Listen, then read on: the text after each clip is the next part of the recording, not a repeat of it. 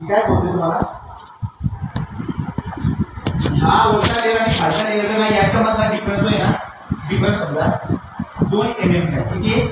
2 mm. आणि हा जो स्पीड आहे ना, याच्यामधला गॅप कितीचा आहे? 2 चा गॅप आहे की नाही. वरच्या लेअरचा स्पीड किती आहे? 2 mm म्हणू आपण, 2 mm पर सेकंड. आणि खालचा जो लेअर आहे त्याचा बी किती आहे? त्याचा किती आहे? वरचा किती आहे? 5 आणि खालचा किती आहे? 3. दोघांमधला गॅप किती आला स्पीडचा? याचा अर्थ स्पीडचा गॅप किती आहे? 2 आहे. आणि अंतर बी किती आहे? 2 आहे. तो स्पीडचा गॅप अंतर स्पीडचा गॅप बी किती आहे? 2. दोघा लेअर मधला अंतर बी किती आहे? 2च आहे. बरोबर का? तो त्यांच्यामध्ये जो ताण तयार होतो तो 1 न्यूटन पर मीटर स्क्वेअर एवढा त्याच्यामध्ये स्ट्रेस तयार होतो, ताण तयार होतो. आणि हा जो शिअर स्ट्रेस आहे यालाच आपण विस्कोसिटी बोलणार. ही नवीन सांगतो तुम्हाला, वाटतं का? वरचा लेअर आहे, हा खालचा लेअर आहे. वरचा लेअर आणि खालचा लेअर या दोघांमध्ये स्पीडचा फरक आहे की नाही?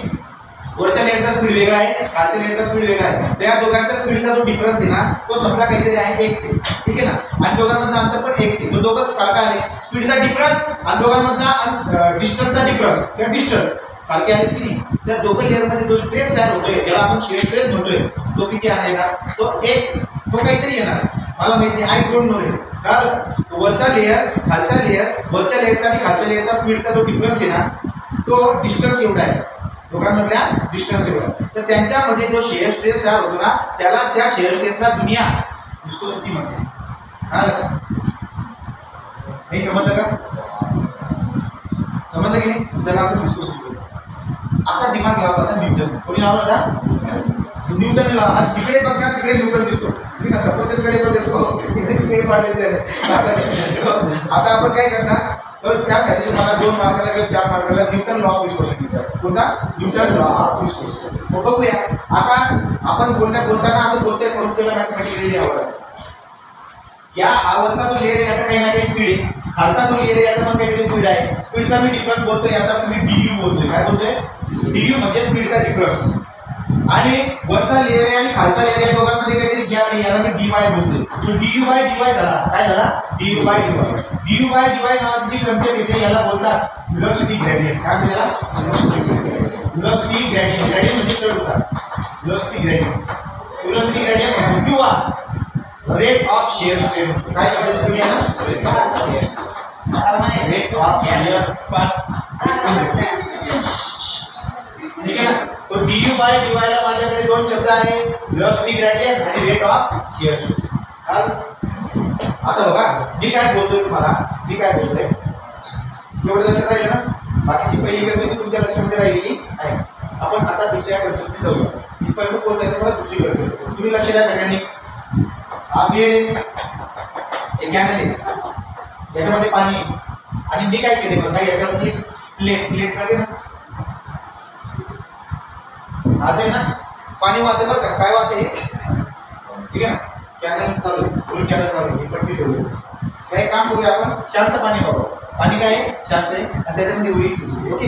आता तुम्ही मला सांगा, मला बोटने घोडायचं आहे, बोट लावायचं आहे मला. हा जो बोट मला लावायचा आहे, तुम्ही सांगा जेवढा तुम्ही जास्त बोट लावणार तेवढा जास्त स्पीड या प्लेटचा होईल की नाही? साहजिक आहे की जेव्हा जास्त ताकद लावणार नाही तेवढी प्लेटची काय होणार आहे? स्पीड पण जास्त राहणार. प्लेटची स्पीड सुद्धा काय राहणार? जास्त राहणार. याचा अर्थ असा आहे जेवढा जास्त बोट तुम्ही लावणार तेवढा जास्त, बरोबर की नाही? बोट आणि स्पीड जास्त. आणि त्याला बोलतात डायरेक्टली प्रोपोर्शनल. एक वाढला तर दुसरा बी वाढत असेल तर डायरेक्टली प्रोपोर्शनल. मला कळालं की बोट डायरेक्टली प्रोपोर्शनल किती होईल. कळलं? दुसरी तुम्ही मला एक बात सांगा, समज या ही जे काही प्लेट दिसते ना, याचा एरिया जर कमी वाढवून टाकला, याच्याऐवजी मोठा पत्रा घेऊन टाकला, आता होतोय. तुम्हाला वाटतं का एरिया वाढला गोष्ट तुम्हाला जास्त लावावं लागेल? अरे हे पाणी वाहते शांत आहे ना, हा एरिया आता कॉन्टॅक्ट एरिया एवढाच आहे. तुम्ही जर का त्याच्याऐवजी दुसरा ते घेतलं, कॉन्टॅक्ट एरिया जर तुम्ही वाढवला तर तुम्हाला फोर्स जास्त लावावा लागेल ना ताणायला. याचा अर्थ एरिया वाढला तर फोर्स पण जास्त लावावा लागतो डायरेक्टली प्रोपोर्शनली. तुम्ही तर काय करणार बघा, एरिया डायरेक्टली. पण हे बात त्याच्यामध्ये घ्यायला पाहिजे. हिची काही प्लेट आहे नाही वाली, तिथे इथून तिथपर्यंत पाणी जर काही एवढं जास्त राहील असतं ना तर फोर्स कमी लावायची गरज नाही. पण हीच प्लेट जर का समजा तिथे जमिनी पाणी वाहते बघा, आणि इथं जर ठेवलं तर तुम्हाला फोर्स जास्त लावावं लागेल, कारण तिथं जवळ आहे. याचा अर्थ ही जी काही भरती आहे ना, जेवढं वरती पाणी येणार सगळं जेवढं वरती राहील ना तर तुम्ही आरामशीर ओढून घेणार त्याला. पण हेच जर का समजा खाली जर राहील असताना असं याला ओढायला फोर्स जास्त लागतो. याचा अर्थ असा आहे की जमिनीपासून अंतर कमी केलं तुम्ही तर तुम्हाला फोर्स जास्त लावा. अंतर वाय म्हणतात त्याला, वाय जर कमी झाला तर फोर्स जास्त लागतो. इन्व्हर्सली प्रोपोर्शनल काय इन्व्हर्सली प्रोपोर्शनल म्हणजे खाली नाही असं बनवून देणार नाही. तो हा फॉर्म्युला मी कसा बनवतो माहिती आहे का, F इक्वल टू असं करतो, ठीक आहे ना.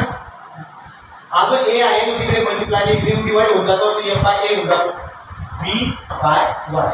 आणि तुम्हाला माहिती आहे तुम्ही शिकले लहानपणापासून जेव्हा डायरेक्टली प्रोपोर्शनलचा सिम्बॉल काढायचा असतो तेव्हा इक्वल टू आणि काहीतरी कॉन्स्टंट टाकावा लागतो. आणि फोर्स अपॉन एरिया हा स्ट्रेस होतो. शिकले ना तुम्ही, फोर्स अपॉन एरिया म्हणजे काय, स्ट्रेस. दोन लेअर मध्ये जो स्ट्रेस तयार होतो याला काय बोलतात, शियर स्ट्रेस टाऊ, बरोबर का. शियर स्ट्रेस टाऊ के हा कॉन्स्टंट याला जो त्या constant v by Y. v म्हणजे दोन लेअर मधला वेलोसिटीचा फरक ज्याला मी काय बोललोय du, आणि y म्हणजे दोन लेअर मधला डिस्टन्सचा फरक म्हणजे dy. ओके का. तुमच्या लक्षामध्ये हा जो कॉन्स्टंट आहे या कॉन्स्टंटला मी काय बोलतो, याला काय बोलतो मी म्हणजे काय होईल बरं का. याला जर मी पुढे बघायला गेलो तर du बाय dy इथं मल्टिप्लाय आहे, इकडे जाताना काय होईल dy. तो माझ्याकडे जो हा कॉन्स्टंट आहे ज्याला मी k म्हणतोय, तो k म्हणजे du असतो. डायनॅमिक विस्कोसिटीचा फॉर्म्युला काय म्हणला, tau divide by du by dy. हा विस्कोसिटीचा फॉर्म्युला. आता मी त्याला पहिले सांगतो काय, जेव्हा दोन लेअर मध्ये स्पीडचा डिफरन्स 1 आणि अंतरचा डिफरन्स पण 1, याचा अर्थ वेलोसिटी ग्रेडियंट किती 1. अरे स्पीड बी 1 आणि dy आपण हा दोघं सारखा आहे, याचं उत्तर किती 1 ना. याचा अर्थ वेलोसिटी ग्रेडियंट जेव्हा युनिट असतो तेव्हा जो शियर स्ट्रेस असतो तो शियर स्ट्रेस म्हणजेच, आता मला सांगा याचं उत्तर जर काही एक आलं, एक जर आलं तर टाऊ बाय 1 म्हणते का, 1 म्हणजे खाली असतो का नसतो, म्हणजे मी बरोबर टाऊ मी आणि तू सारखं झाला ना.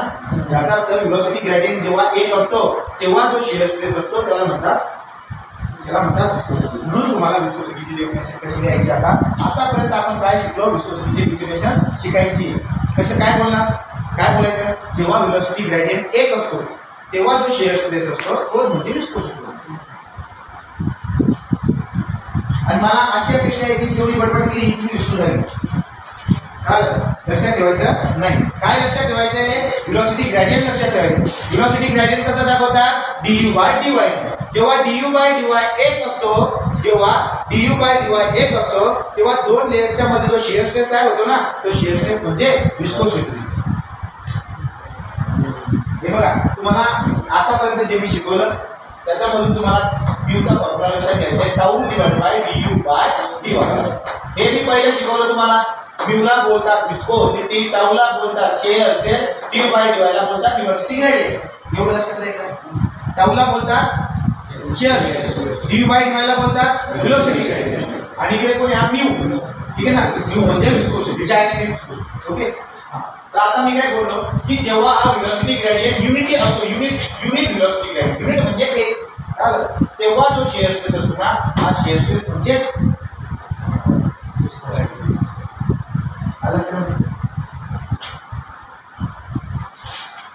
तो असं मी करून दाखवलं. तर हे जे कोणी केलं ते बी कोणी केलं होतं, न्यूटन. कोणी केलं होतं, न्यूटन. तर न्यूटनने ओव्हरऑल या दोन गोष्टींचा अभ्यास केल्यानंतर एक रिझल्ट सांगितलं. काय सांगितलं, the shear stress between the two layer, हा लेअर आणि हा लेअर या दोघांमध्ये जो शियर स्ट्रेस तयार होतोय टाऊ, हा डायरेक्टली प्रोपोर्शनल असतो du बाय dy. कोणता डायरेक्टली प्रोपोर्शनल असतो, du बाय dy. याचा अर्थ मी या डायरेक्टली प्रोपोर्शनल जर काढला तर ते कॉन्स्टंट येऊन जाईल आणि तो कॉन्स्टंट म्हणजेच काय असतो, विस्कोसिटी. असं मी म्हणलं मला हा कॉन्स्टंट जर त्याला इकडे देखा, tau divide by du by dy बरोबर k. असं मी करता येईल. सांगायचे 3 तरीके झाले. तर तिघांनी मला आतापर्यंत लक्षात काय ठेवायचं आहे, इकडे जो मी बोलतोय तो आला, जो की सगळ्यात पूर्ण आता मी बोलून घेतो. विस्कोसिटीचा फॉर्म्युला काय आहे, विस्कोसिटी म्यू बराबर tau divide by du by dy. परत सगळ्यांना क्लिअर आहे का, हो.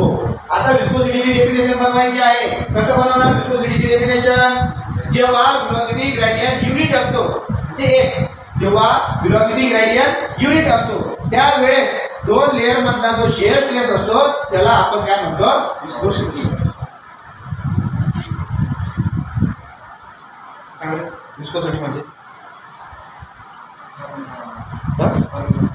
फॉर्म्युला सांग, du बाय dy. हा शिअर स्ट्रेस इक्वल कधी होईल? जेव्हा खालचा बेस एक राहील. खालचा बेस म्हणजे कोण? du by dy. du by dy म्हणजे कोण? म्हणजे व्हेलॉसिटी ग्रेडियंट जेव्हा एक राहील तेव्हा जो शिअर स्ट्रेस आहे तो विस्कोसिटी असतो.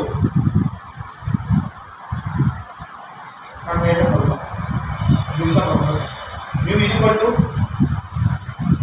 Equal to tau divide by du by dy. लक्षात येते का तुमच्या? हा, आता आपण काय करणार बघा, तिसऱ्या पद्धतीने बोलून बघू. ठीक आहे ना? तिसऱ्या पद्धतीने बोलून बघूया. विस्कोसिटी ही तुमची अशी प्रॉपर्टी आहे की दोन लेअर मध्ये रेजिस्टन्स बनवते. काय बनवते? रेजिस्टन्स. याचा अर्थ खाली राहणारा लेअर जो आहे तो वरच्या लेअरला मागे घेतोय. हा खालचा जो लेअर आहे तो वरच्या लेअरला मागे खेचतोय. ती मागे खेचणारी जी प्रॉपर्टी आहे ना ती विस्कोसिटी आहे. जे माझ्याकडे दोन डेफिनेशन आला. Viscosity is a shear stress when velocity gradient is unique. Viscosity is the property of the fluid. Viscosity म्हणजे काय आहे? Viscosity is a shear stress. हा काय शिअर स्ट्रेस पण कधी? जेव्हा व्हेलॉसिटी ग्रेडियंट किती आहे? युनिक. दुसऱ्या पद्धतीने शिअर स्ट्रेस आपल्या विस्कोसिटीची डेफिनेशन काय देणार? It is the resistance between to adjacent layer. It is the resistance between to adjacent layer. दोन लेयर मध्ये जो रेजिस्टन्स असतो तो विस्कोसिटी आहे. किंवा विस्कोसिटी हा शिअर स्ट्रेस आहे. पण कधी? जेव्हा व्हेलॉसिटी ग्रेडियंट एक राहते. तरी ती समजलं का? हे हा फॉर्म्युला समजला ना? फॉर्म्युला समजला. डेफिनेशन दोन डेफिनेशन आहे. फॉर्म्युला दोन डेफिनेशन. आता फक्त असं आता हे साइड यूनिट काढायचं. काय काढायचे? हे साइड यूनिट काढून घेऊ.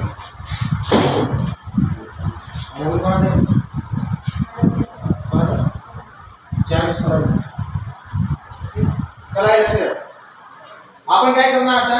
आपल्याला शोधायचे याचा एसआय युनिट. काय काढायचे? Shear stress force upon area. फोर्सचा युनिट न्यूटन. एरियाचा युनिट मीटर स्क्वेअर. एरियाचा युनिट काय आहे? Metre square. याचा अर्थ असा आहे हा जो टाऊ आहे हा फोर्स अपॉन एरिया असतो. याचा अर्थ त्याचे युनिट काय असणार आहे? न्यूटन पर मीटरचा square divide by du by dy. du म्हणजे कोण? व्हेलॉसिटी. व्हेलॉसिटी म्हणजे काय? Metre per second. व्हेलॉसिटी कशात होतात? Metre per second. तर तुमच्या लक्षामध्ये येईल की du बद्दल मी युनिट लिहितोय metre per second divide by dy म्हणजे अंतर. dy म्हणजे काय? अंतर. दोन लेअर मध्ये. आणि अंतर कशामध्ये मोजतात तुम्ही? लक्ष आहे का तुझं? dy कशात मोजतो? पुन्हा नाही आले. ठीक आहे. dy कशात मोजतो? मीटर पर. तो dy सारखं मीटर मध्ये याचा अर्थ असा आहे की जे दिसतंय त्याची युनिट लिहिलेली आहे. ओके का? आता याला सॉल्व करायचं. कसं सॉल्व करतात याला? खालच्या वरच्या सोबत ठीक आहे ना? असा आणि असा गुणाकार होतो. असा गुणाकार होतो. मग गुणाकार काय होईल? Metre into newton. Newton into divide by खाली कोणाकोणाचा गुणाकार आहे? Metre square into metre per second. याचा अर्थ असा आहे हा मीटर कटला हा इकडचा एक मीटर कटला किंवा समजा हा ठीक आहे इथे कोण उरला आहे? एक मीटर उरला. बघा बरं पुढे न्यूटन डिवाइड बाय हा मीटर उरलाय फक्त ना.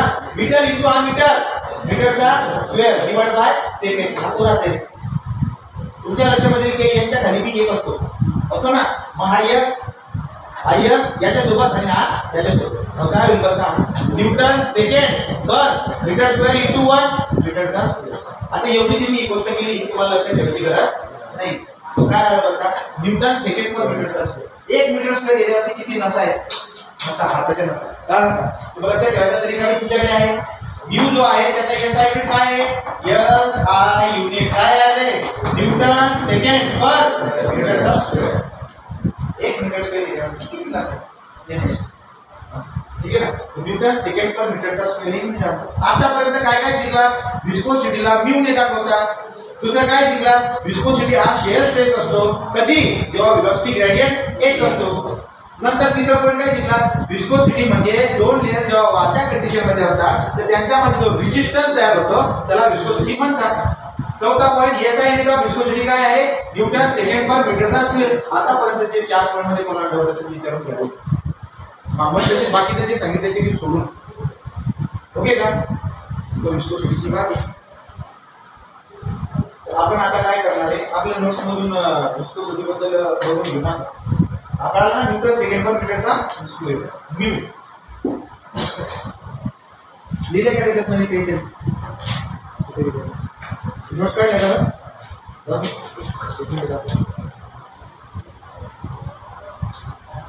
डेफिनेशन लिहिली असेल तर कुठे निघतो ना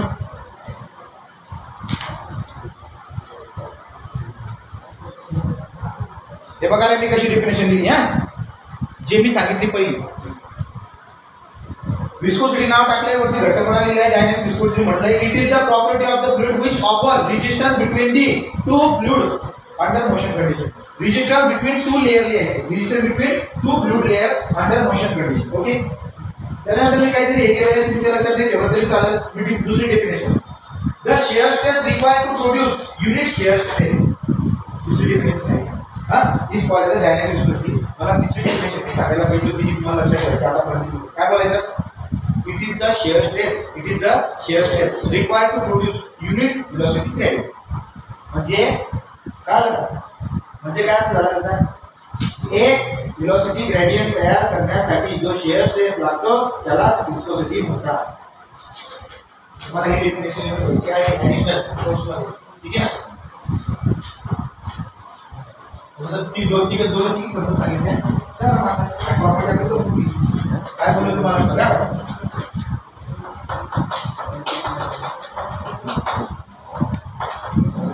काय बोलायचं it is the viscosity or it is the what it is the shear stress required कशासाठी लागतो या it is the shear stress required to produce काय प्रोड्यूस करायचं तुम्हाला युनिट velocity gradient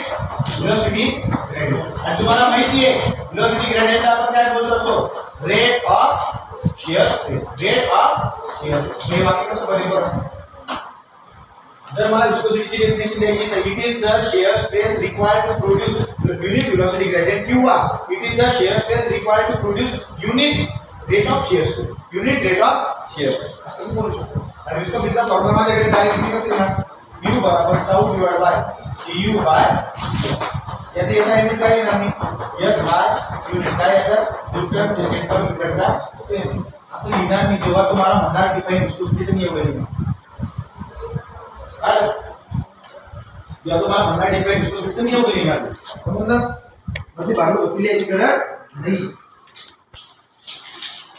मी तुम्हाला प्रश्न विचारतो तुम्हाला उत्तर द्या मी तुम्हाला प्रश्न विचारतो तुम्ही मला उत्तर द्या तू मुझे जवाब दे मुकरे तू काय केलं कधी जिंदगीमध्ये तुम्ही बोलतो मी तुम्ही आज तुला नाही ऐकलं भगवान गलती झाली रे पुढे तो आता आपल्याला काय करणं आहे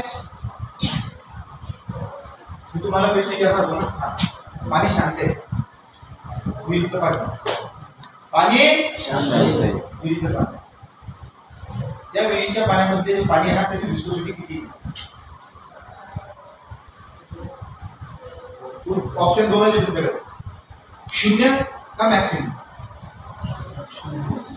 दोन लेयर आहेत वरचा लेयर ती शांत आहे खालचा लेयर ती शांत आहे वरच्या लेयरचा स्पीड 0 खालच्या लेयरचा स्पीड भी 0 मधून 0 गेला दोघांचा स्पीडचा डिफरन्स किती आहे 0 याचा अर्थ du/dy किती आला 0 सांगायचं तात्पर्य असं निघून आला की जे पण फ्लुइड रेस्ट कंडिशन मध्ये आहे त्याची विस्कोसिटी 0 असते याचा अर्थ विस्कोसिटी नावाची कन्सेप्ट तेव्हाच आपल्याला जेव्हा फ्लुइड अंडर मोशन कंडिशन जर फ्लुइड अंडर मोशन कंडिशन मध्ये आहे तर मोशन कंडिशन वापरला डायनॅमिक त्यामुळे या शब्दाला वापरतात डायनॅमिक विस्कोसिटी कोणती विस्कोसिटी डायनॅमिक विस्कोसिटी समजतं तो रेस्ट कंडिशन मध्ये जो पण फ्लुइड आहे त्या रेस्ट कंडिशन मधल्या फ्लुइडची विस्कोसिटी किती असते 0 कारण दोन लेयर मध्ये फ्रिक्शन तयार होत नाही रेजिस्टन्स असते ना खालचा लेयर भी शांत आहे वरचा लेयर भी शांत आहे एकमेकांमध्ये ओढत नाहीये त्यामध्ये रेजिस्टन्स तयार होत नाही आणि आपली विस्कोसिटी किती आहे 0 राईट का लक्षामध्ये तो विस्कोसिटी बद्दल एक पॉइंट मी लिहिले पुढे आपण शिकणार न्यूटन लॉ ऑफ विस्कोसिटी काय शिकणार आपण आता न्यूटन लॉ ऑफ विस्कोसिटी काय आहे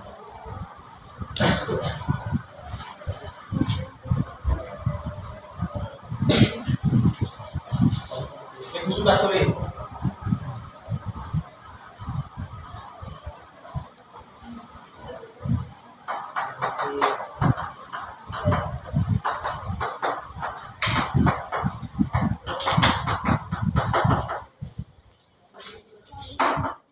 100 आणि 101%. न्यूटन लॉ ऑफ विस्कोसिटी मध्ये न्यूटन काय म्हणतो की बाह्यवर नाही काय म्हणतो बाह्यवर दोन लेयर आहेत ना, त्या दोन लेयर मध्ये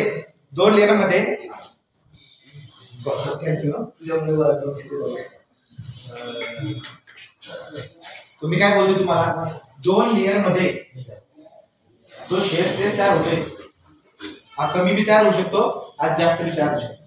काय बोललो मी?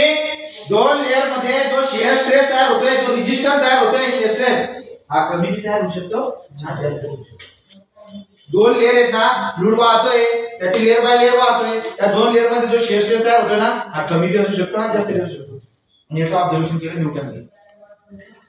पाणी वाहत होतं, लेयर होते, दोन लेयरचं ऑब्झर्वेशन केले त्याने. त्याचा चष्मा थोडा वेगळा राहायचा, चष्मा वापरायचा पण चष्मा त्याचा वेगळा राहायचा. तो दोन लेयर मध्ये जेव्हा त्याने झूम करून बघितलं त्यांच्या लक्षात काय आलं की शेअर स्ट्रेस कमी भी असू शकतो, जास्त भी असू शकतो. पण हा डिपेंड कशावर करतो? तर त्याने काय केलं, वरच्या लेयरचा स्पीड मेजर केला, खालच्या लेयरचा स्पीड मेजर केला आणि या दोन लेयर मध्ये अंतर भी मेजर केली. आणि या दोन मुद्द्यावरून त्याला एक टर्म भेटली ज्याचं नाव आहे व्हेलॉसिटी ग्रेडियंट. काय नाव आहे त्याचं? आणि व्हेलॉसिटी ग्रेडियंटचा दुसरा शब्द असतो rate of share strain. Rate of share strain. Rate of share strain म्हणजे काय ते सांगायला तुम्ही सांगतो. Rate of share strain. तर मग त्याच्या लक्षामध्ये आलं की हे दोन लेयर मध्ये जो हा रेजिस्टन्स तयार होतोय ना हा कधी कमी भी तयार होतो आणि हा कधी जास्त भी तयार होतो. आणि हा डिपेंड कशावर करतोय? Velocity gradient. कशावर डिपेंड करतोय? Velocity gradient. याचा अर्थ मग त्याला ही वाक्य बोलताना मी कसं बोलणार? The shear stress between the two layer is directly proportional to velocity gradient. याचा अर्थ असा झाला की जेवढा जास्त व्हेलॉसिटी ग्रेडियंट राहील तेवढा जास्त दोन लेयर मधला शेअर स्ट्रेस राहील, आणि जेवढा जास्त दोन लेयर मधला शेअर स्ट्रेस राहील तेवढी जास्त दोन लेयर मध्ये विस्कोसिटी राहील. समजून टाकू काय बोललो मी तुम्हाला?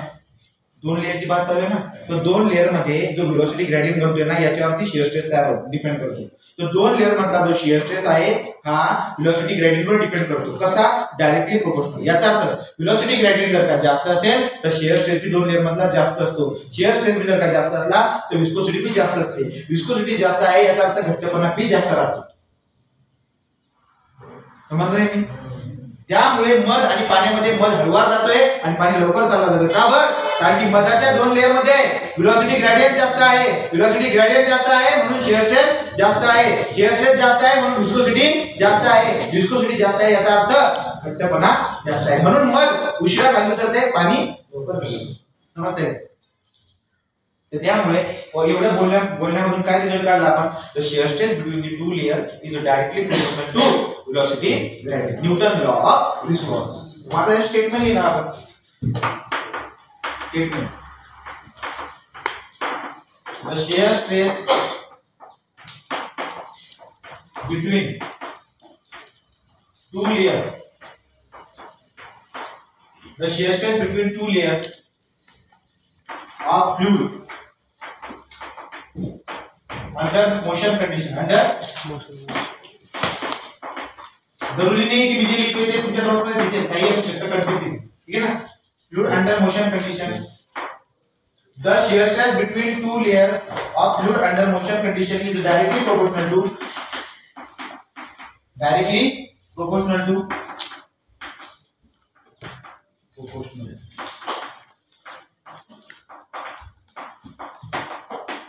velocity gradient.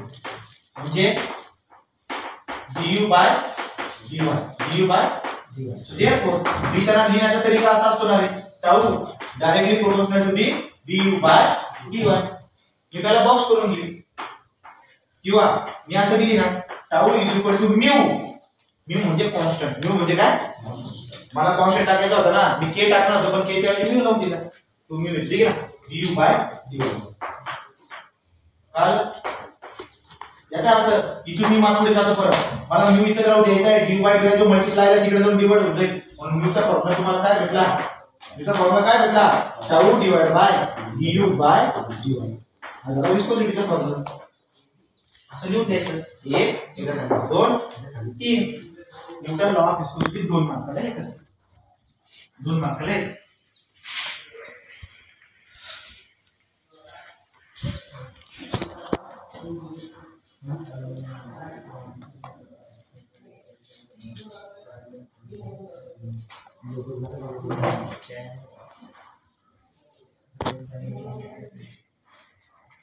समजला का?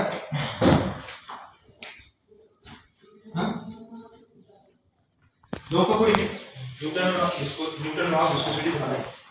आता बात होती की त्याला व्हेलॉसिटी ग्रेडियंट याला दुसरा शब्द मी काय दिला होता? Rate of shear stress. असं लिहिलं मी कुठतरी, बरोबर ना?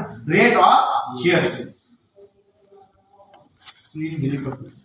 परत मी माझा पॉलिसी नंबर 2 म्हणजे की सर समजला? तर असं व्हायला नको त्यासाठी तू लिहून घे पाहिजे.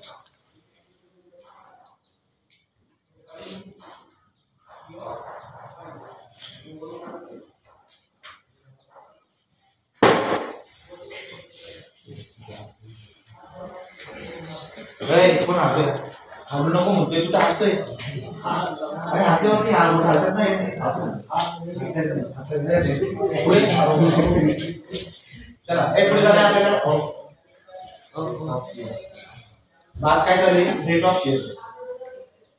रेट ऑफ शिअर म्हणजे काही सांगायला काय जरुरी नाही की ते माहित असावं, पण मी सांगून देतो. ठीक आहे. 1 एप्रिल आता आहे पॅनल आहे.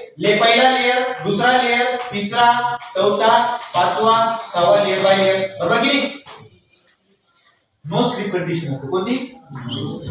ज्याच्या सोबत राहणार त्याच्या सारखा होणार. अलग अलग. याचा अर्थ जमीन रेस्ट कंडिशन मध्ये त्याचा पहिला लेयर त्याचा स्पीड काय राहणार? कमी राहणार, म्हणजे 0च्या बरोबरीला. ते पुढच्या लेयरचा स्पीड वाढणार, त्याच्यापेक्षा जास्त राहणार, त्याच्यापेक्षा जास्त राहणार. कॉन्स्टंट होणार. अलग अलग. असा स्पीड वाढत जातो. बरोबर की? तुमच्या लक्षामध्ये या वरच्या कॅनलवर जर विमान बनवून ठेवलं नाही मी विमान, तर विमानाचा स्पीड तेवढाच राहील जेव्हा तो टॉपच्या लेअरला पाण्याचा त्याचा जेवढा स्पीड आहे का तेवढाच वरच्या विमानाचा स्पीड राहील. ते एकमेकांवर स्लिप होत नाही. वरच्या लेअरचा जेवढा स्पीड आहे तेवढाच स्पीड याचा असणार. No slip condition. कारण त्याला ज्याचा आहे म्हणजे जसा ज्याच्यामध्ये राहता त्याच्यासारखं होणार आपला. कळलं का? समजतंय का काय बोलतो मी? अरे थोडा हे असं ना जरा हे बघा या पद्धतीने जे ना मीनिंग घेते मला. बघा या पोर्शनला मी झूम करतो. ठीक आहे ना? एवढा पोर्शन आहे ना, याला मी झूम करतो. हा एक लेयर आणि हा दुसरा एक लेयर. आणि हा जो पोर्शन आहे ना, जेव्हा तुम्ही याला झूम करून बघणार हा जवळ दोघांमधला आहे ना, तुम्हाला वक्र होता तो झूम करणार स्ट्रेट होते. कसा दिसेल? स्ट्रेट दिसेल. आता हा अँगल बनतोय ना याच्यामध्ये, पुढचा लेयर पुढे जातोय, हा मागे सरतोय ना, यश तयार होतो ना. ठीक आहे. तो हा जो अँगल बनतोय याला मी बोलतो डी थीटा. काय बोलतो याला मी? अँगल म्हणजे थीटा. कळलं? आणि दोन लेयर मध्ये जे उभं अंतर आहे ना याला मी काय बोलतोय? D Y. काय बोलतो याला मी? D Y. आणि हे जे काही स्पीड आहे ना, हा स्पीड आहे ना, हा स्पीड आहे याला मी बोलतो डी यू. काय बोलतो याला मी? D you. तर तुमच्या लक्षामध्ये येऊन जाईल काय करता?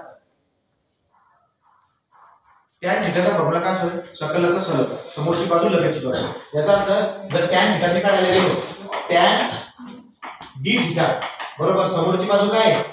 D you. लगतची बाजू काय? ही म्हणजे ही डी वाय. हा अँगल खूप छोटा आहे त्या कारणास्तव थीटा लिहिला काय? टॅन थीटा काय लिहिला सारखा मिनिंग होतो. तुम्ही याला असं लिहू शकतो डी थीटा बरोबर D U by D Y. काय झालं? परंतु लक्षामध्ये घ्या हा जो स्पीडचा हा जे काय स्पीड लिहितोय, हे काय लिहितोय? स्पीड. पण हे स्पीड नाही, हे अंतर आहे. हे काय आहे? अंतर आहे. हे जर का अंतर असेल तर तुम्हाला हे सांगा मला स्पीडचा फॉर्म्युला काय होईल? Speed equal to distance upon time. डिस्टन्सची बात करताय तुम्ही, तो मला डी बाय डी वाय भेटला का? ठीक आहे. हा जो डी थीटा असतो, हा डी थीटा जो अँगल मी बोलतोय हा विथ रिस्पेक्ट टू टाइम, म्हणजे दोन लेयर मध्ये with respect to time angle बनतोय. मी असे बोलू शकतो D theta with respect to time is equal to D by. हा जो डी थीटा बाय dt आहे ना याला बोलतात रेट ऑफ शिअर स्ट्रेन. म्हणून du बाय dy जो आहे त्याला रेट ऑफ शिअर स्ट्रेन म्हणतात. कळलं? Rate of shear strain. Strain कळतं का? रेट ऑफ स्ट्रेन कळतं का? शिअर स्ट्रेन म्हणजे काय कोण झाले? खोका बघितले का? टीव्हीचा खोका, जुनी टीव्हीचा खोका. हा जुनी टीव्हीचा खोक्यामधून टीव्ही बाहेर काढून घ्या, खोकाला खाली जाऊ द्या आणि जो आहे ना खोक्याचा वरचा पोर्शन ना तो ढकला, बाकीचा खालचा पॅक होते बरं का, पाय खाली जाऊ घ्या असा ढकला. तो जो सरकतोय ना पुढे शिअर फोर्स लावल्यामुळे तो जो सरकतोय खाली तो चेंज जो होतोय ना त्याला बोलतात शिअर स्ट्रेन.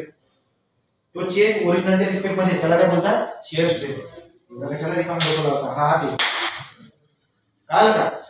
चेंज झाला की नाही शिअर स्ट्रेंथ ते म्हणून द्या. आपण इतकं काय दिमाग लावायला लागलो आपण हे म्हणून जो तो ठीक आहे. आतापर्यंत आपण काय शिकलो विस्कोसिटीचे definition Newton law of viscosity. पुढची टर्मचं नाव आहे कायनेमॅटिक विस्कोसिटी. काय आहे कायनेमॅटिक विस्कोसिटी. आता कायनेमॅटिक विस्कोसिटी काय असते बघा हे पुस्तक मी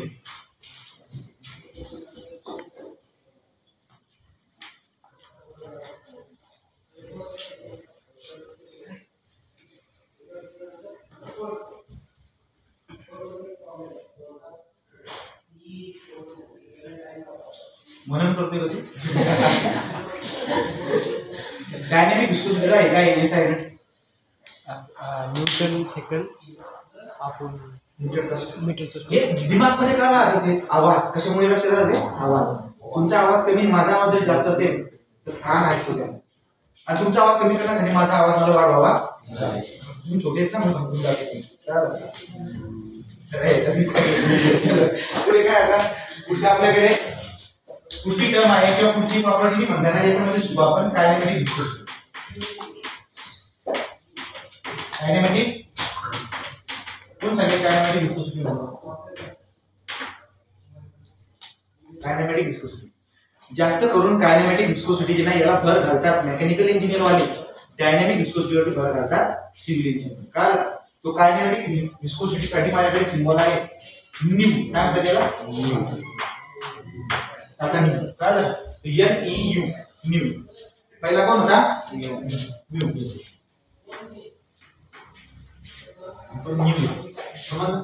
आता काय विषय बरं काय याला आपण समजून घेऊया. डायनॅमिक विस्कोसिटी जेव्हा मी बोललो तो बी मोशन कंडिशन मध्ये. कायनेमॅटिक बी जे आहे कायनेमॅटिक पण मोशन कंडिशनच असते. पण हा डायनॅमिक मध्ये मोशन कंडिशन असताना विस्कोसिटी तुम्ही बघताय याचा अर्थ तुम्ही त्याच्यामधला फोर्स पण बघताय. आणि तुम्हाला आठवतं की पट्टी जे बोलताना मी फोर्स बद्दल बोलत होतो डायनॅमिक विस्कोसिटी. पण कायनेमॅटिक विस्कोसिटी काढत असताना मी फोर्स नावाचा प्रकार लक्षामध्ये घेत नाही. असा प्रकार तुम्हाला शिकावा लागतो मेकॅनिकल इंजिनिअरिंग. जसं की वंगण माहिती का वंगण गाडीचं वंगण आहे बेरिंग मध्ये टाकायचं ऑइल असतं ठीक आहे ना. तर याचे जे ऍप्लिकेशन असतात काय सगळे कशाच्या रिलेटेड असतात हे असतात कायनेमॅटिकल विस्कोसिटी. याला मी डिफाइन कसा करतो त्याच्यानुसार आपण त्याला समजून घेऊ. याची डेफिनेशन कशी बनते त्याची डेफिनेशन असते इट इज द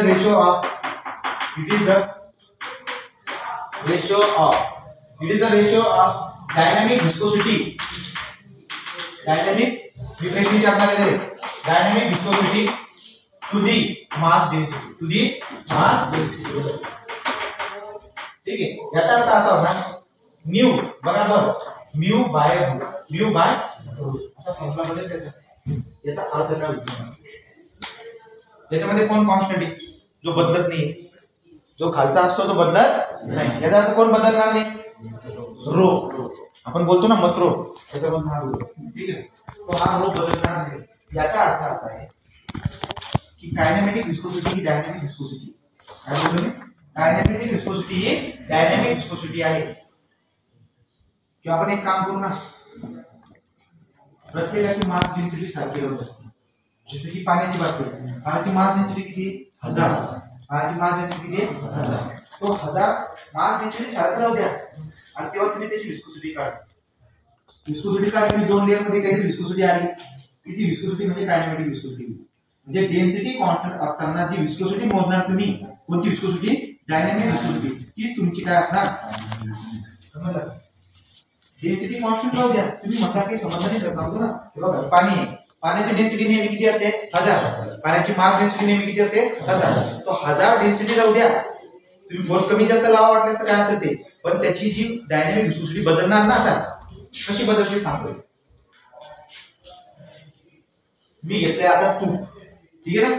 तूप घेतलंय तुम्ही आणि तूप नाही त्याच्यात ऑइल घेऊ आपण ऑइल घेतलंय आपण आता आणि त्या ऑइलला एका डब्यामध्ये ठेवलं. तो जो ऑइल आहे त्याची मास डेन्सिटी आहे 800 काय आणि खालून उष्णता देते. मास डेन्सिटी बदलणार नाही पण उष्णता बदलल्यामुळे घट्टपणा बदलेल बरोबर की नाही. उष्णता जास्त दिली तर पातळ होईल ना. मग ती जी विस्कोसिटी येईल ना तेव्हा मास डेन्सिटी सारखी होती पदार्थ तो होते मास डेन्सिटी तीच राहणार पण विस्कोसिटी बदलणार ना. ही बदलती विस्कोसिटी जी आहे ना त्याला बोलतात कायनेमॅटिक विस्कोसिटी. समजते की नाही. याचा अर्थ डायनॅमिक विस्कोसिटी कॉन्स्टंट राहते पदार्थाची पण कायनेमॅटिक विस्कोसिटी टेम्परेचरनुसार बदलते. म्हणजे सगळं होते सांगतो तुम्हाला लक्षात आलं का? तो एकच पदार्थ घेत नाही, त्याची मास डेन्सिटी एकच आहे, परंतु त्याची विस्कोसिटी बदलत जाते. आणि तीच जे आहे जे तुम्ही त्याची डायनामिक विस्कोसिटी मेजर करताय तिला कायनेमॅटिक विस्कोसिटी बोलेल मी, पण मात्र एकच कंडिशन त्याची डेन्सिटी काय पाहिजे. बाकी मोर जर तुम्ही दिलं फॉर्म्युला पाठ ठेवलाय काय म्यू बाय काय फॉर्म्युला त्याचा म्यू बाय. तुमच्या याच्यामध्ये डेफिनेशन किती विचारली कायनेमॅटिक विस्कोसिटीची. ठीक आहे, गणित आला आतापर्यंत एक होता कायनेमॅटिक विस्कोसिटीचा. गणितामध्ये विस्कोसिटी दिलेली आहे आणि मास डेन्सिटी दिलेली, दोघांचा रेशो घ्या. तर आता मला एक सांगा की विस्कोसिटीचा असाइनमेंट काय आहे? न्यूटन सेकंड पर मीटरचा स्क्वेअर. आणि रोचा काय आहे? केजी पर मीटरचा क्यूब. खालचा अवलच्या सोबत राहणार आहे, बरोबर का? मग कसं बनवलं आहे? न्यूटन सेकंड मीटरचा cube divide by metre cube KG. Metre cube KG. Metre cube कटला, मीटर स्क्वेअर कटला रे. मीटर स्क्वेअर या काय होईल माझा? Newton second metre divide by KG, बरोबर ना? Divide by KG. M divide by KG. तरी आपण शांत बसता, मला फायनल उत्तर काढून दाखवायचे. मी काय करतो आता लक्षात द्या. तुमच्याकडे एक फॉर्म्युला शिकवला होता कोणता? Father is equal to mother. तर एफ म्हणजे काय? न्यूटन. एम म्हणजे काय? केजी. ए म्हणजे ऍक्सिलरेशन कशात असतो? मीटर पर सेकंडचा स्क्वेअर. याचा अर्थ असा आहे की केजी बद्दल आपण काय लिहू शकतो? त्याला इकडे पाठवतो. पुन्हा काय इकडे जाताना काय डिवाइड. डिवाइड म्हणजे newton divide by metre per सेकंडचा स्क्वेअर. याचा खाली असतो 1. हा दना वरती, हा दना खाली. न्यूटन सेकंडचा स्क्वेअर डिवाइड बाय मीटर. तो हे मी इकडे लिहू शकतो. काय माहिती का? Newton second metre divide by newton सेकंडचा स्क्वेअर डिवाइड बाय याचा खाली असतो 1. म्हणजे दना वरती जाणार. ठीक आहे ना? Newton second metre divide by आणि अजून कोणी 1 मीटर पण डिवाइड बाय न्यूटन सेकंडचा स्क्वेअर. आता कोण कोण कट होते तेवढंच बोला बाकी ते बोलत असेल. न्यूटन कटला, न्यूटन कटला, एस कटला, एस कटला. उत्तर काय आलं? Metre square per second. Metre square पर. याचा अर्थ एस आय युनिट काय आहे? कायनेमॅटिकल विस्कोसिटीचा मीटर स्क्वेअर पर सेकंड. बाकीची काही घेणं देणं नाही मला, समजलं? तुम्ही सगळं पडून इथे काय लिहिणार? इथे लिहिणार S I unit of kinematic viscosity metre square per second. समजलं का? Metre square per second.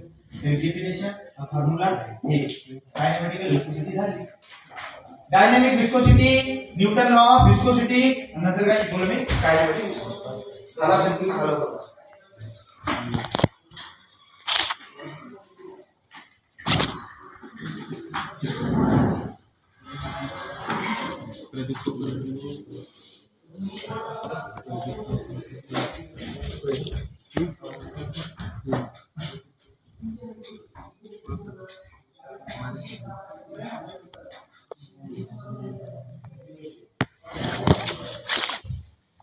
झालं का?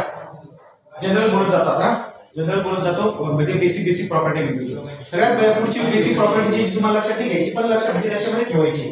लक्षात मध्ये लिहू नका, तर समजून घ्या. असं बोलतो. ठीक आहे? ठीक आहे. तो काय पुढची प्रॉपर्टी? कोहेजन. काय आहे? कोहेजन. तो कोहेजन हा शब्द तुम्हाला जीटी मध्ये भी लागणार.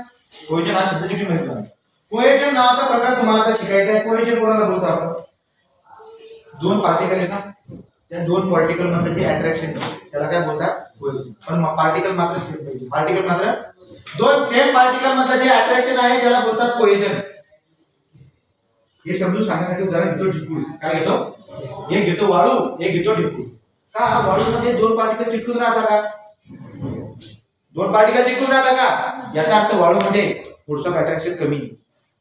ढिपूळ घेतला, ढिपूळ मध्ये मातीचे कण एकमेकांना चिटकून म्हणून तो ढिपूळ आहे की नाही? याचा अर्थ ढिपूळ मध्ये सेम मॉलिक्यूल मध्ये अट्रॅक्शन आहे, याचा अर्थ त्याच्यात कोहेजन आहे. पण वाळू मध्ये दोन मॉलिक्यूल मध्ये अट्रॅक्शन नाहीये, तो कोहेजन लेस आहे. तो काय आहे? कोहेजन लेस. तो वाळू कोहेजन लेस आहे, पण ढिपूळ कोहेजन आहे. दोन सेम मॉलिक्यूल मध्ये जे अट्रॅक्शन असतं त्याला बोलतात कोहेजन. आणि हे कोहेजन लिक्विड मध्ये सगळ्यात जास्त असतं मर्क्युरी मध्ये. कसं असतं? मी तुम्हाला अगोदर बोललो होतो, पाणी तरी जमिनीवर पसरून जाईल पण मर्क्युरी जमिनीवर पसरत नाही. आमचे काय असतात ते? आमचे. याचा अर्थ त्याचे मॉलिक्यूल त्यांच्याकडे अट्रॅक्ट होतील, बाहेर दुसऱ्या सोबत कोणाशी हे घेणार नाही. दोन सेम मॉलिक्यूल मधलं अट्रॅक्शनला काय बोलतात? कोहेजन. मला नाही समजलं, पण या गोष्टीला समजून सांगण्यासाठी मी तुम्हाला ऍडिशन सांगतो. काय सांगतो? ऍडिशन. ADHE addition. ॲडिशन म्हणजे काय? दोन डिफरंट मॉलिक्यूल मधलं जे अट्रॅक्शन असतं त्याला बोलतात ॲडिशन. मग ॲडिशन सांगतो म्हणून तुम्हाला कोएजन समजून जाईल. पाणी घेऊया. पाणी जर तुम्ही सरफेसवरती टाकलं ना तर पाणी पसरतं, चिटकून जातं, ते चिटकते की नाही? याचा अर्थ पाण्याचा मॉलिक्यूल आणि जमिनीचा मॉलिक्यूल एकमेकांकडे चिटकत आहे. चिटकतात की नाही? याचा अर्थ काय झाला की त्या दोघांमध्ये ॲडिशन. कळलं का? मला कलर लावायचा भिंतीला, कलर चिटकून गेला रे. कलरचा मॉलिक्यूल वेगळा होता, भिंतीचा मॉलिक्यूल वेगळा होता, दोघं चिटकले. त्याच्यामध्ये काय ॲडिशन आलं का? समजतंय का तुम्हाला? पण समज तुम्ही भिंतीला कलर लावता आणि चिटकत तुम्ही खाली पडते, ते दोन डिफरंट मॉलिक्यूल मध्ये अट्रॅक्शन नाहीये, त्याच्यामध्ये कोएजन नाहीये. तो कोएजन म्हणजे फोर्स. कोएजन म्हणजे फोर्स. दोन फोर्स ऑफ अट्रॅक्शन म्हणा. Cohesion is a force of attraction between same molecule. Adhesion is a force of attraction between different molecule. तरी काही समजलं दादा? कोएजन म्हणजे डिफरंट नाही, सेम. तो बोलला, एक नंबर बोलला, पण दोन सेम मॉलिक्यूल मधलं अट्रॅक्शन म्हणजे कोहेजन आणि डिफरंट मॉलिक्यूल मधलं अट्रॅक्शन म्हणजे ॲडिशन. त्याच्यामध्ये राहील काही बात मी तुम्हाला विचारेल एक दिवस, ठीक आहे ना? लक्षात ठेवून तुम्हाला. बरं, आता पुढचा पॉईंट काय शिकायचा आहे? न्यूटन ऑफ विस्कोसिटी झाली. पुढचा पॉईंट शिकायचा classification of fluid. Classification of fluid, ठीक आहे? आता क्लासिफिकेशन ऑफ फ्लूइड बघू आपण. त्याच्याबद्दल एक ग्राफ विचारला जातो दरवर्षी 4 मार्काचा. तो ग्राफ समजून सांगतो मी, माहिती देतो त्याची. मी काय देतो बघू. तुम्हाला फक्त ग्राफ विचारतो बरं का, तो म्हणजे जास्त काही खोलपण जात नाही. मी ग्राफच देतो ना, मग जर तो ग्राफ विचारतो तर मी ग्राफ देतो, पण मी त्याच्यामध्ये काय काय घडते सांगा. हे बघा रे,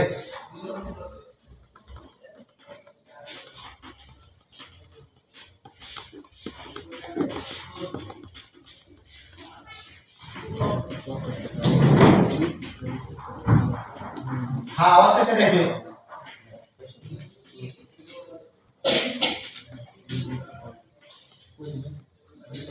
हा आवाज कसा द्यायचा?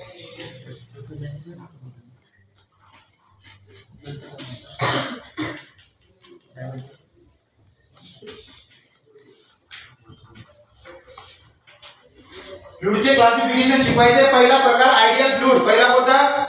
आयडियल फ्लूइड म्हणजे असा फ्लूइड ज्याची विस्कोसिटी राहत नाही, ज्याची विस्कोसिटी राहत नाही. दुसरी बात, सरफेस टेन्शन बी राहत नाही. आता सरफेस टेन्शन शिकवलेलं नाही मी, पण शिकवणार, ठीक आहे ना? सरफेस वरती टेन्शन आलेलं असतं ज्यामुळे मच्छर चालतो पायाने. मच्छरचा पाय पाण्यात बुडत नाही. बघितलंय कधी? आकाचा आकाशाला मच्छरचा पाय चालतो, असं मच्छर ना त्याच्यावर चालतो, त्याचा पाय असं वाटतं की 4 दिवस चालतो मच्छर, ठीक आहे ना? सरफेस टेन्शन असं.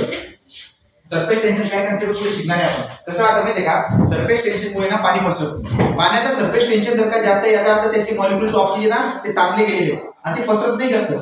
त्यामुळे आपल्याला त्याचा सरफेस टेन्शन तो याला कमी करायचा असतो आणि या सरफेस टेन्शनला कमी करण्यासाठी पाण्याला गरम करावं लागतं. पाण्याला गरम करणार त्याचं सरफेस टेन्शन कमी होणार. सरफेस टेन्शन कमी होणार, पाणी जास्त पसरणार. त्यामुळे आपल्या अंगामध्ये जास्त इकडे तिकडे पसरणार, अंगात मळ करणार. म्हणून आंघोळ करताना पाणी गरम करतात. कळलं का? नाही समजलं? आंघोळ करताना पाणी गरम का करतात? कारण की पाण्याचं टेम्परेचर दिल्यामुळे सरफेस टेन्शन तुटतो, त्यामुळे पाणी पसरतं. कळलं का? किंवा पाण्यामधलं सरफेस टेन्शन कमी करण्याचा दुसरा तरीका आहे डिटर्जंट. काय टाकायचं त्याच्यात? Detergent, Tide, Nirma. कळलं का? त्याचं पावडर टाकतात का? त्यामुळे पाण्याचं सरफेस टेन्शन कमी होतो. मग कपडे जर तुम्ही धुतले ना तर एका कानाकोपऱ्यात घुसतो, तो सगळं मळपण होतं. सरफेस टेन्शन कमी. तुम्हाला आता चूक झाली, सरफेस टेन्शन पहिले बोलून दिलं मी, पण आलाय शब्द तर घ्या शब्द, ठीक आहे? तू काय बोललो मी? आयडियल फ्लूइड म्हणजे असा फ्लूइड. आयडियल फ्लूइड म्हणजे असा फ्लूइड याची विस्कोसिटी 0, सरफेस टेन्शन 0. कळलं? पण आयडियल फ्लूइड पूर्ण पृथ्वीवरती कुठेही नाही, पण आपण अभ्यासासाठी मानून घेतो आयडियल फ्लूइडला पाणी. Water is a ideal fluid, पण वॉटर सुद्धा आयडियल फ्लूइड नाही. पण अभ्यासासाठी आपण वॉटरला काय मानून घेतो? Ideal fluid. मी नवीन सांगतो. तुम्हाला विचारतात आयडियल फ्लूइड म्हणजे काय? आयडियल फ्लूइड म्हणजे काय? ग्राफिक्सचे लेक्चर कुठे होणार आहे? कोणी सरने विचारलं, ठीक आहे? ग्राफिक्सचे लेक्चर कुठे होणार? कुठे होणार आहे? Ideal fluid. Ideal fluid is a fluid having viscosity 0, surface tension 0, and ideal fluid is incompressible in nature. Incompressible in nature. आता बात आली incompressible ची. शब्दामध्ये अर्थ लपलाय. इनकॉम्प्रेसिबल म्हणजे कॉम्प्रेस होणार नाही. पण इनकॉम्प्रेसिबलचा दुसरा अर्थ कसा घेतो मी? इनकॉम्प्रेसिबल फ्लूइड म्हणजे असा फ्लूइड ज्याची डेन्सिटी बदलत नाही, त्याची मास डेन्सिटी बदलत. नवीन सांगतो. आयडियल फ्लुइड म्हणजे कोणता फ्लुइड ज्याची विस्कोसिटी 0, ज्याचा सरफेस टेन्शन 0, ठीक आहे ना, विस्कोसिटी 0, सरफेस टेन्शन 0, आणि असा हा जो फ्लुइड आहे ना आयडियल फ्लुइड तो इनकॉम्प्रेसिबल. काय होतो इनकॉम्प्रेसिबल, याचा अर्थ त्याची डेन्सिटी बदलत नाही. कुठेही न्या तुम्ही त्याला टर्क मध्ये न्या, कुठेही न्या, त्याची डेन्सिटी बदलणार नाही. समजतं की नाही? दादा सांगले थोडं पाणी पाणी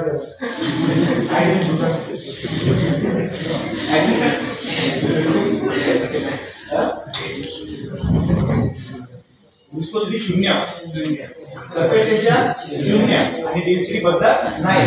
याची डेन्सिटी बदलत नाही अशा फ्लुइडला काय बोलतात? Incompressible fluid. कोणता? इनकॉम्प्रेसिबल. लक्षात राहील आयडियल फ्लुइड. पुढचा घ्या न्यूटनियन फ्लुइड. त्याला आयडियल फ्लुइडचं एक्झाम्पल काय आहे? वॉटर. ऍक्च्युअली पृथ्वीवरती कोणत्याही प्रकारचा फ्लुइड हा आयडियल नसतो, पण अभ्यासासाठी आपण वॉटरला घेतो. तुम्ही हातात का करताय?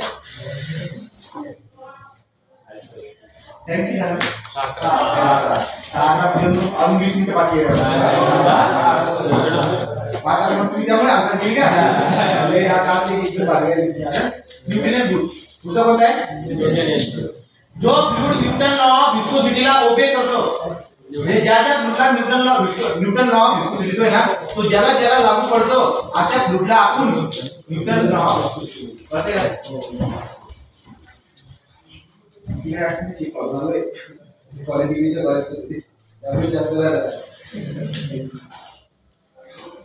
न्यूटन लॉ ऑफ विस्कोसिटी ज्या ज्या फ्लुइडला लागू पडेल ना असे फ्लुइड म्हणजे न्यूटनियन फ्लुइड. समजलं की नाही?